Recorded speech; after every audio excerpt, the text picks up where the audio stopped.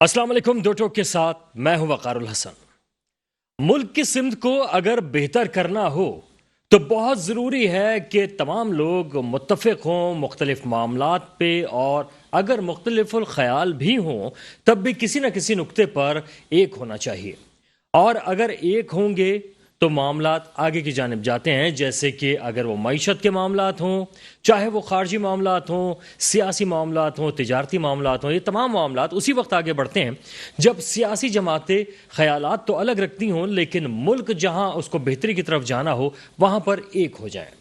اسی طرح کی ایک کوشش کرنے کی بات کی ہے شہباز شریف صاحب نے.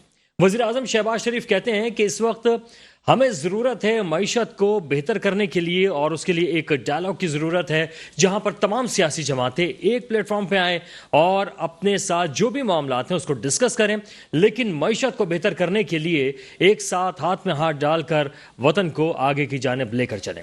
لیکن اس خیال کو احمقانہ خیال قرار دیا ہے فواد چودھری صاحب نے. وہ کہتے ہیں کہ معاشی ڈائلاگ نہیں بلکہ جمہوری ڈائلاگ ہونے چاہیے، کیونکہ معاشی ڈائلاگ اگر آپ بات کرتے ہیں معیشت کے حوالے سے تو وہ تو کمیونسٹ جماعتیں کرتی ہیں. ہمارے ملک میں کیونکہ جمہوریت ہے تو جمہوری ڈائلاگ جو ہے اگر آپ اس کے اوپر بات کرتے ہیں تو جمہوری ڈائلاگ تو ہو سکتے ہیں. یعنی کہ اس کی طرف انہوں نے اشارہ تو دے دیا ہے کہ شاید کہ بات چیت کرنے کے لیے تیار ہیں، لیکن اس کے لیے بہت سارے معاملات جو کہ پاکستان تحریک انصاف چاہتی ہے کہ اس کے معاملات کے حساب سے چلیں تو شاید کہ کچھ معاملات آگے کی جانب بڑھ سکتے ہیں، ورنہ پھر پاکستان تحریک انصاف غالباً پی ڈی ایم یا شہباز شریف صاحب سے کوئی بات کرنے کے موڈ میں نہیں ہے.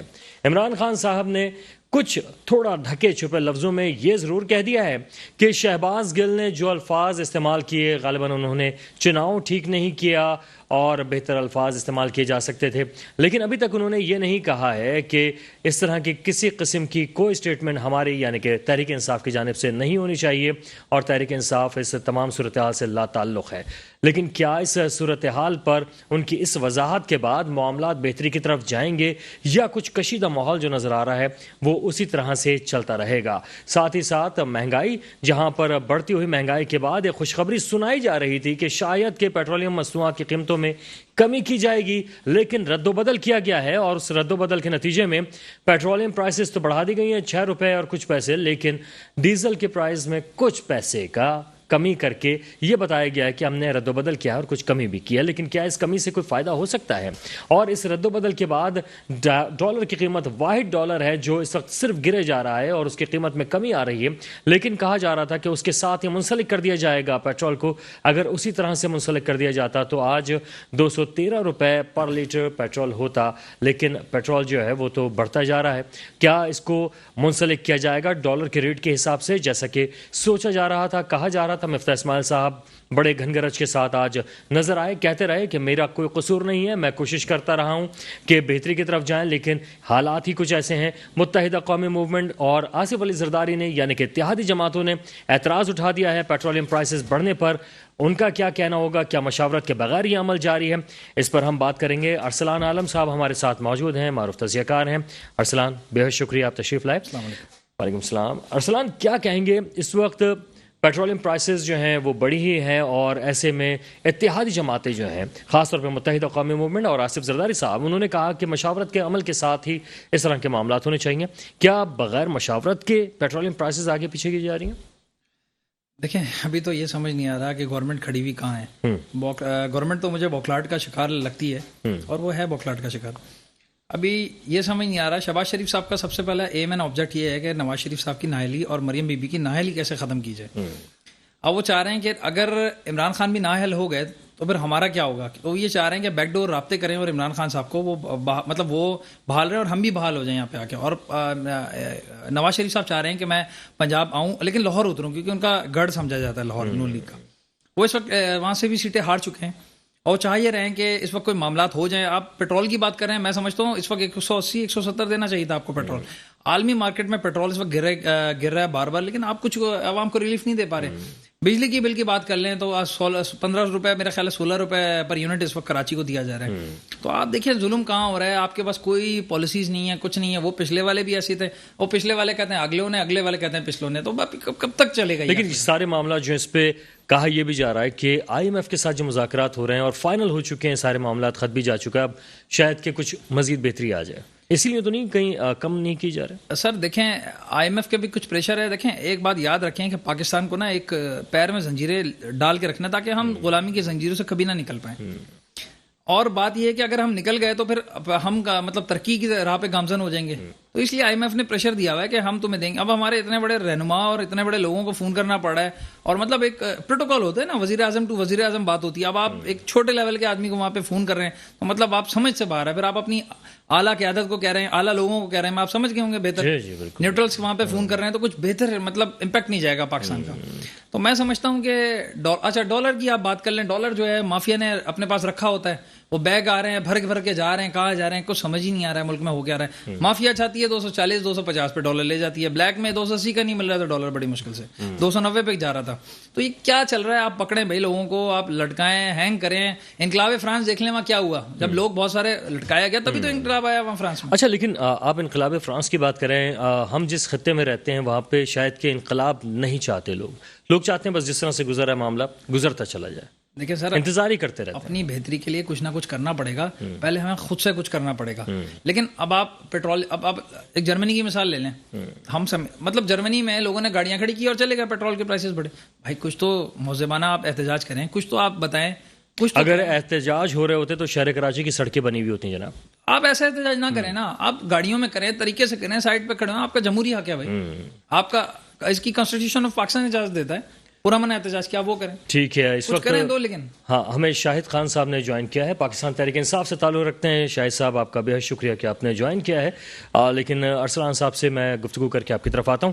ارسلان، اس وقت یقیناً جو صورتحال ہم دیکھ رہے ہیں وہ پریشان کن لگتی ہے، لیکن کیا آپ کو لگتا ہے کہ اگر اس طرح جو انتخابی عمل چلتا رہے گا اور معاملات آگے بڑھتے رہیں گے تو آئندہ کچھ سالوں کے بعد عوام کی بھی سمجھ میں آئے گا، کچھ حکمرانوں کی، سیاستدانوں کی سمجھ میں آئے گا، چیزیں بہتری کی طرف آنا شروع ہوں گی؟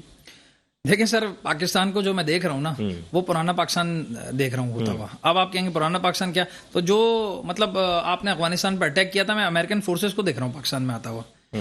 آپ کو یہ بتا دے کہ بھائی پاکستان کی زمین استعمال نہیں ہوئی ہے، بھائی ایئر اسپیس تو استعمال نہیں ہوئی، آپ کلیئر کریں اس کو تاکہ وہاں پہ بھی کلیئر ہو، چائنا کو بھی ہم کلیئر کریں اور سب کو کلیئر کریں. ہم ہیں کس طرف، کس بلاک میں؟ آپ کے پاس چین اور تائیوان کی جنگ آپ دیکھ رہے ہیں، ورلڈ وار 3 کی طرف ہم جا رہے ہیں اس وقت. یہ یوکرین اور یہ کیا تھا، ورلڈ وار 3 کی طرف ہے. 2 بلاکس ہو رہے ہیں. اب آپ نے اپنا فیصلہ کرنا ہے کہ ہمیں کس سمت میں جانا ہے بھائی. اب اصل میں بات یہ کہ آپ پورا پیچھے پس منظر دیکھیں نا. جو بائیڈن صاحب کو اس لیے ڈیپ اسٹیٹ لائی کہ ان کو اپنے مقاصد پورے کرنے تھے. ڈونلڈ ٹرمپ صاحب کو اس لیے نکالا گیا کہ وہ جنگ نہیں چاہتے تھے. آپ بات کو سمجھنے کی کوشش کریں. عمران خان صاحب ان کے مطلب کے نہیں تھے، وہ یس نہیں کر رہے تھے کچھ چیزوں پہ. ٹھیک ہے وہ جیسے ہیں، ان کی پالیسیز میں اختلاف ہے، میں کوئی ان کا سپورٹر نہیں ہوں، مجھے بہت سارے اختلافات ہیں اس پارٹی سے. لیکن جب ان کے مطلب کے نہیں آئے تو وہ انہوں نے پیغام دیا کہ اس طریقے سے ہم آپ کو یہ ہٹا سکتے ہیں. اچھا، مطلب یعنی آپ سمجھتے ہیں کہ وہ جو کہہ رہے ہیں کہ خط تھا اور یہ سب چیزیں حقیقت لگ رہی ہیں آپ کو؟ سر خط تھا یا نہیں تھا، لیکن ایسے ایک دم سے راتوں رات آج تک تاریخ میں نہیں ہوا، ایک دم بوچھال آ گیا. یہ کیا ہوا؟ آپ ان کو پورے 5 سال دیتے کم سے کم. تو 5 سال میں کیا کر لیتے خان صاحب؟ مہنگائی تو بڑھ رہی، کرتے نہیں کرتے، سارا ملبہ پھر ان پہ گرتا. اب انہوں نے حکومت لے لی نون لیگ نے، کیونکہ اس لیے رجیم چینج ہوا کہ مقاصد پورے کرنے تھے. آپ کو بیسس چاہیے، آپ کو چائنا کو انکاؤنٹر کرنا ہے، آپ کو دیگر چیزیں. اچھا، اس تمام صورتحال میں جہاں پر سارے ہی لوگ اس وقت مقمصے کا شکار ہیں، لیکن اس وقت جو اتحادی جماعتیں ہیں وہ خاص طور پہ واضح ہیں اور کلیئر ہیں. انہوں نے کہا ہے کہ پیٹرولیم پرائسز نہیں بڑھانی چاہیے بغیر مشاورت کے. تو کیا مشاورتی عمل بالکل نہیں ہو رہا؟ سر جہاں پہ پولیٹیکل اسکورنگ ہوتی ہے نا، وہاں یہ سب بیٹھ کے یہ ایسے بیان دے دیتے ہیں. اگر کسی کو اختلافات ہے تو بھائی حکومت چھوڑ دو نا.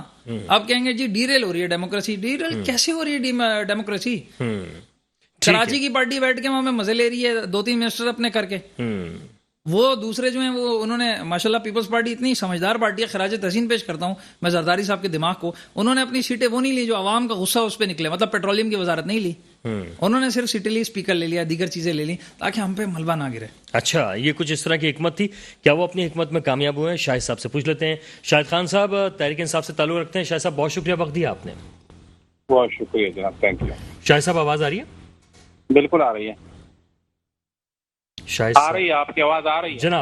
جناب شاہد صاحب یہ فرمائیے گا کہ اس وقت پیٹرولیم پرائسز جو ہیں وہ تھوڑی رد و بدل ضرور ہوا ہے, قیمتیں بڑھی ہی ہیں, لیکن ڈالر کی قیمت جو ہے وہ کم ہوتی جا رہی ہے. کیا آپ کو لگ رہا ہے کچھ بہتری کے اثرات لگ رہے ہیں آپ کو؟ بہت شکریہ وقار بھائی. اصل کے جب سے یہ امپورٹڈ حکومت آئی ہے اور یہ جو لین دین کی پاکستان کی لوٹ مار کی اور عوام کا جو انہوں نے ایک تہیہ کیا ہوا ہے کہ عوام کو, غریب آدمی کو پاکستان سے ختم کرنے پہ جو انہوں نے منصوبہ بنایا ہوا ہے. تحریک انصاف کی جب گورنمنٹ تھی اور جب 3 روپے پیٹرول کا ریٹ بڑھتا تھا تو کراچی سے لے کے خیبر تک لانگ مارچ کی تیاریاں اور دھمکیاں ملتی تھی اور لانگ مارچ نکالے جاتے تھے. یہی پی ٹی ایم کے سربراہ بلاول بھٹو صاحب اور نواز شریف کی بیٹی مریم صفدر صاحبہ اور جو ان کا کزن ہے حمزہ صاحب شہباز شریف صاحب کا بیٹا کنٹینر پہ چڑھ کے 3-4 روپے پیٹرول کے بڑھنے کے لیے جو ہے نا ریلیاں نکالتے تھے. اور ایم کیو ایم کی میں بات کروں گا, ایم کیو ایم نے تحریک انصاف کا ساتھ اس لیے چھوڑا تھا کیونکہ مہنگائی تھی اور عوام کے لیے جو ہے عوام کا دکھ درد تھا, ان کے پاس تحریک انصاف کا چھوڑا. اس وقت تو 149 روپے لیٹر تھا, 149 روپے پہ تیل بک رہا تھا اور عالمی منڈی میں پی بیرل 116 روپے جو ہے نا ہائی سپیڈ کے حساب سے جو ہے نا چل رہا.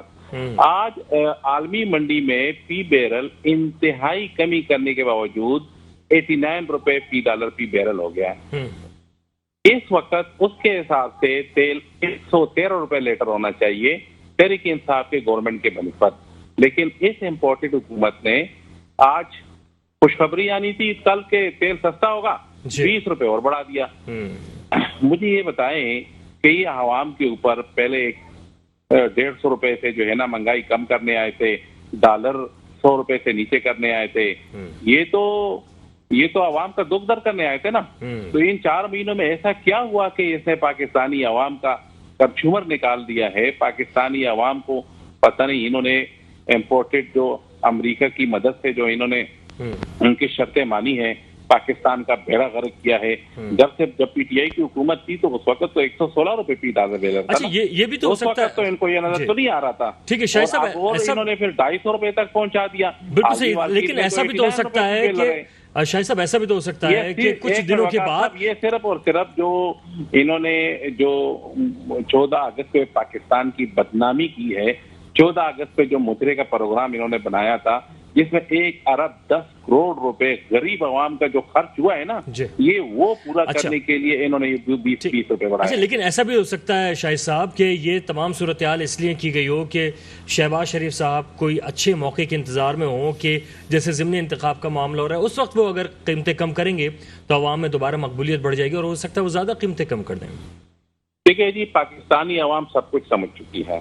شہباز شریف صاحب نے دیکھ لیا تھا ضمنی انتخابات سے پہلے تیل کم کیا تھا, کوئی رسپانس نہیں. تحریک انصاف کی دیکھو اس وقت ملکیت پارٹی ہے, پاکستان کی سب سے بڑی پارٹی ہے.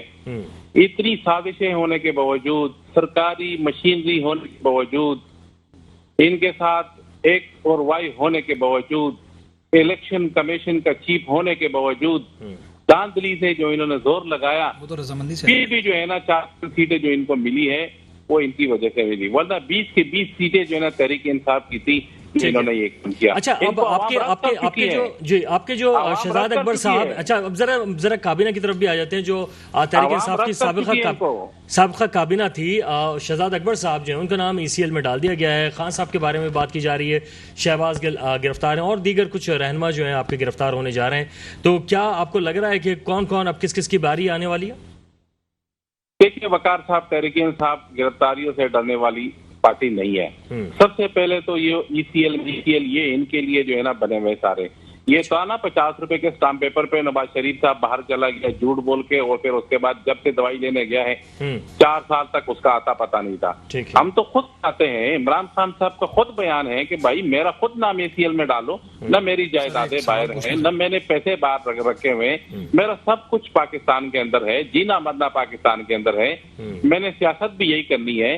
میں نے یہ نہیں ہوتا کہ بھائی میں جندال کو بلوا کے جو ہے نا ساڑیاں پیش کروں اور میں جو ہے نا امریکہ کی مدد سے وہاں سے پیسے جائیدادیں میں پھر پلیٹس ایون پلیٹس سارے باہر بناؤں اور شادیاں باہر کروں اور پاکستان میں آ کے حکومت کرے اور پاکستان کی عوام کو لوٹ مار کر کے پیسے جو کمائے جاتے ہیں، جو تیلوں کی مد میں اور فیکٹریوں کی مد میں، ٹیکوں کی مد میں جو پیسے کمائے جاتے ہیں وہ سارے باہر منتقل کر دیتے ہیں. تو ان کو عوام پہچان چکی ہے. اب یہ شہزاد اکبر صاحب کی آپ نے بات کی، یہ کسی رہنما کو بھی میں ان کو کہتا ہوں کل عام جو ہمارے جتنے بھی تحریک انصاف کی قیادت ہے سب کا نام ACL میں آپ ڈال دیں، آپ کو اجازت ہے، کیونکہ تحریک انصاف کی قیادت یہاں ملک میں موجود ہوگی، عوام کے درمیان میں موجود ہے. یہ مقبولیت کا یہ دراصل اور کوئی بات نہیں ہے، یہ ساری سیاسی کیسز بنانے کے اچھا، آپ چکر کے میں جو تحریک انصاف کے جو دوست ہیں، تحریک انصاف کے جو دوست ہیں شیخ رشید صاحب، وہ چلے گئے ہیں، کیا ان کی واپسی ہوگی یا وہ کسی خاص لوگوں سے ملاقاتیں کر کے آئیں گے؟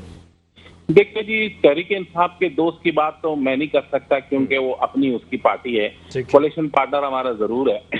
میں اپنی پارٹی کے اس لیے بات کروں گا کیونکہ میں اپنی پارٹی کا جواب دے ہوں. تحریک انصاف کا وہ بھی بالکل ان کے اسٹیٹمنٹ بھی آپ کے سامنے ہے، باقاعدہ ان سے پوچھے گا. میں آپ کو بتا رہا ہوں کہ تحریک انصاف کا پاکستان میں جس طریقے سے انہوں نے پاکستان غریب آدمی کا تہیہ کیا ہوا ہے، غریب آدمی کو پاکستان سے ختم کرنا، یہ عوام ان سے پوچھے گی. عوام کو سب پتا ہے، جب سے یہ حکومت آئی ہے تیل 150 روپے ان کے لیے برا تھا، 149 روپے ان کے لیے برا تھا. یہ صرف اپنے کیسز ختم کرنے کے لیے آئے وقار صاحب، یہ صرف نیب میں ترامیم کرنے کے لیے آئے ہوئے، یہ صرف اوورسیز پاکستانیوں کا ووٹ ختم کرنے کے لیے پاکستان میں جو ہے نا حکومت میں آئی ہے. ان کو عوام سے کوئی لینا دینا نہیں ہے. اگر عوام سے لینا دینا ہوتا تو یہ تو مہنگائی کم کرنے کے لیے آئے تھے نا. صاحب لوگوں کو ڈر لگتا ہے جب سے وہ ٹی وی پہ آتا ہے تو لوگوں کو ڈر ہوتا ہے کہ پھر ٹی وی پہ آ گیا، پھر ہمارا جو ہے نا اس سے جینا آرام کرتا ہے. اچھا شاہد صاحب، ہمارے ساتھ ارسلان عالم صاحب بھی موجود ہیں، تجزیہ کار ہیں، وہ کچھ آپ سے بات کرنا چاہ رہے تھے. السلام علیکم سر، کیسے ہیں آپ؟ خیریت سے ہیں؟ وعلیکم السلام، بالکل ٹھیک ٹھاک ہے. سر آپ سے ایک چھوٹا سا یہ سوال ہے کہ جب شہزاد اکبر صاحب کو مطلب 45 ارب روپے حکومت برطانیہ نے دیے بحریہ ٹاؤن کے، تو سر وہ بحریہ ٹاؤن کے جب واپس کیے تو قومی خزانے میں کیوں نہیں جمع ہوئے؟ وہ انہوں نے پھر بحریہ ٹاؤن کو واپس کیوں کر دیا؟ اگر آپ عوام کی بات کر رہے ہیں تو واپس کیوں کر دیا؟ دیکھیں جی، یہ ساری فرضی باتیں ہیں. جب حکومت میں انسان ہوتا ہے نا، یہ سارے الزامات اگر ہوتے ہیں تو وہ ایک الگ بات ہوتا ہے. ابھی تو ہم حکومت میں نہیں ہے نا، گورنمنٹ میں، ہم تو اس پوزیشن کے اندر ہیں. تو حکومت جس طریقے سے جھوٹے کیسز نکال کے سیاسی کیسز جس طریقے سے پینک رہی ہے اور تحریک انصاف کے رہنماؤں کے اوپر، سر یہ تو ریکارڈ پہ بات ہے، اس میں کوئی فیک تھوڑی. میں بتا رہا ہوں ریکارڈ میں ہے تو کوئی مسئلہ نہیں، عدالت بھی موجود ہے، تحریک انصاف کی ساری قیادت بھی یہی موجود ہے. ابھی 15 مزید اکاؤنٹس جو ہیں، وہ جو خفیہ اکاؤنٹس تھے تحریک انصاف کے، وہ بھی سامنے آئے کچھ ایکسپوز. سر میری بات سنیں، خفیہ اکاؤنٹ کی آپ نے بات کی، ایسی کوئی بات نہیں ہے. یہ واحد تحریک انصاف ہی تھی کہ تحریک انصاف نے یہ پورا ڈیٹا جو ہے نا باقاعدہ بینکوں کے ذریعے جو ہماری فنڈنگ ہوئی ہے وہ سب کے سامنے لے آئے، عدالتوں کے سامنے. یہ جو الیکشن کمیشن جب سے یہ بیٹا ہے نون لیگ کا خاص آدمی، وہ پیچھے پچھلے جن کے جو لوگ ان کی ڈورے ہلا رہے ہیں نا، وہ سب کو پتا ہے عوام کو. تحریک انصاف کی فنڈنگ کا تو ہو گیا کام. اب نون لیگ کا، پیپل پارٹی کا، جن کی بریف کیسوں کے اندر جن کی قیادت کے بیانات موجود ہے، اسامہ بن لادن سے پیسے لے کے کون بریف کیس لے کے پکڑتا تھا اور کون کس کو لیبیا سے فنڈنگ ہوتی تھی، ان کے فنڈنگ کا جو ہے نا وہ کب لے کے آئیں گے. اچھا اب شاہد صاحب ایک اور معاملہ بھی ہے اور وہ ہے شہباز گل صاحب کا، جس کے بارے میں آج عمران خان صاحب کچھ تھوڑا سا ہلکے پھلکے انداز سے کہتے رہے کہ ہاں غلط زبان کا استعمال کیا، لیکن انہوں نے ابھی بھی کوئی معذرت یا اس طرح کی بات نہیں کی. لیکن جو وفاقی حکومت ہے وہ یہ کہہ رہی ہے کہ شہباز گل کا جو بیانیہ ہے، جو زبان استعمال کی، وہ خان صاحب کی زبان ہی استعمال کی ہے. کیا خان صاحب کا بیانیہ شہباز گل کا بیانیہ ایک ہی؟ دیکھیں جی، وفاقی حکومت تو بڑا کچھ کہتی ہے، عمران خان صاحب کے متعلق بھی بہت کچھ کہتی ہے. تحریک انصاف جو بھی مطلب تحریک انصاف کی گورنمنٹ کے کولیگ تھے، ان کے متعلق ان کے خیالات کچھ اور ہی ہوتے ہیں.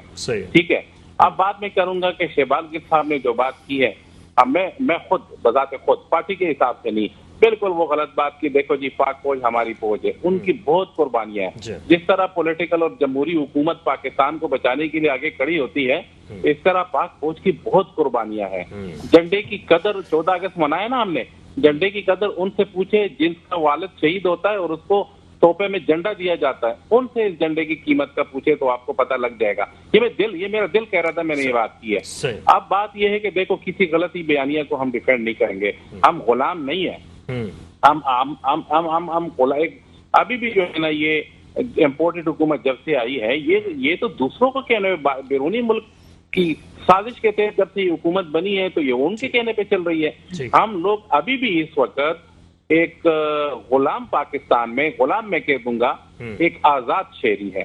इसलिए आवाज उठाते हैं, जब से पाकिस्तान को इन गुलामों से मुकम्मल तौर पे हकीकी आजादी नहीं दिलवाएंगे, इंशाल्लाह चैन से नहीं बैठेंगे। ठीक है शाह साहब, तो आवाम रद्द कर चुकी है। ये आज इलेक्शन का कॉल दे, अभी आपका दूध का दूध पानी का पानी हो जाएगा इंशाल्लाह। 9 हल्कों से इमरान खान साहब खड़े हैं ना, अभी सामने आ जाएगा ना कि मकबूलियत जिमनी इलेक्शन से उनको पता चला, इलेक्शन में भी पता चलेगा। ठीक है, अच्छा शाह साहब हमारे साथ ही रहेगा, छोटा सा ब्रेक ठीक है, ब्रेक के बाद इसको कंटिन्यू करते हैं। शाह साहब हमारे साथ ही रहेगा, ब्रेक के बाद वापस आते हैं, हमारे साथ।